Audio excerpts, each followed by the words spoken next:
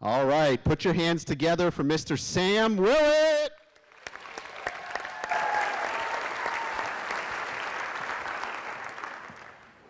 Good evening, I'm Sam Willett. The traditional answer for dealing with persons in homelessness is to build a shelter. It does meet their immediate needs. It's also a tangible sign to the community that we're acting to resolve the problem. Now, the shelter-centric model says to the homeless individual, you're broken and we need to fix you. If you cooperate with us, after several months, we'll place you into transitional housing. Now, transitional housing is much better than a homeless shelter, but it doesn't have a lease. It doesn't have a sense of home, just lots of rules.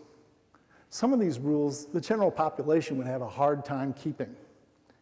Now, transitional housing works for some, but for many, it can hold them back by essentially saying, you're not really ready to take care of yourself.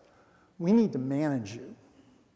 Now, in 2005, a new program was developed to address homelessness. It was adopted by the Bush administration and later embraced by the Obama administration. How many social service programs have that distinction? At its premise, this approach says the main problem for persons who are homeless is just that. They don't have a home.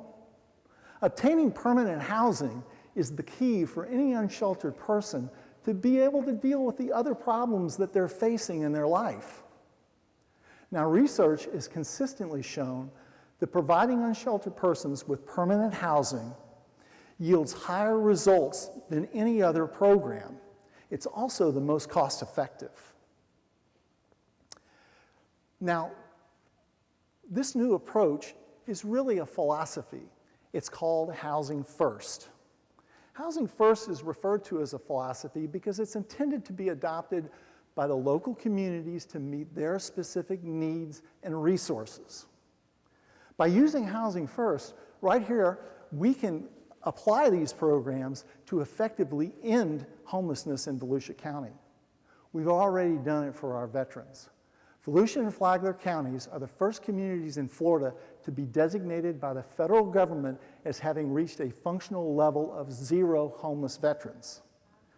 Now, we can also use this approach for the general population. Last year, we drove down the homeless count by 25%, and in the last 5 years, since 2012, we've driven it down by 68%. Now, to be sure, individuals will still fall into homelessness. But what we can do is ensure through preventative services that their experiences will be rare and short in duration. Now, using Housing First, we can help individuals who, for example, have had a serious illness or have lost their job, or persons who have faced years of addiction and mental health issues. Housing First always employs the appropriate level of case management. Now, for some, it's for just a short period of time. For others, it's for a longer period of time, and it's more involved. Now, Housing First is the most cost-effective method of helping these individuals. Even those with the most complicated problems can benefit. Over 80% of placements into permanent housing are still successful after 12 months. If you take these individuals who have the most complicated problems and help them into permanent housing, you give them hope.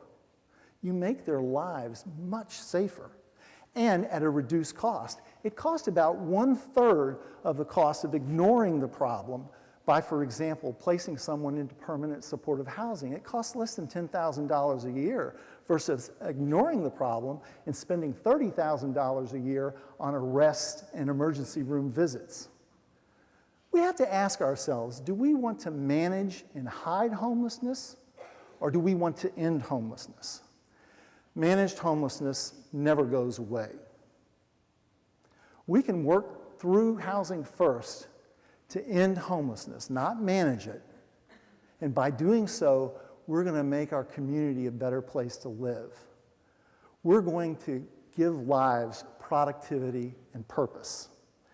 Now, at the core of Housing First is respect for the individual. No matter what kind of circumstances you've faced, no matter what kind of mistakes that you've made, dignity demands that you deserve housing. I think our community should be judged by how we help those who are most vulnerable among us. And I think you'd agree with me that we all want to live in a community that has respect and compassion for every citizen. Thank you.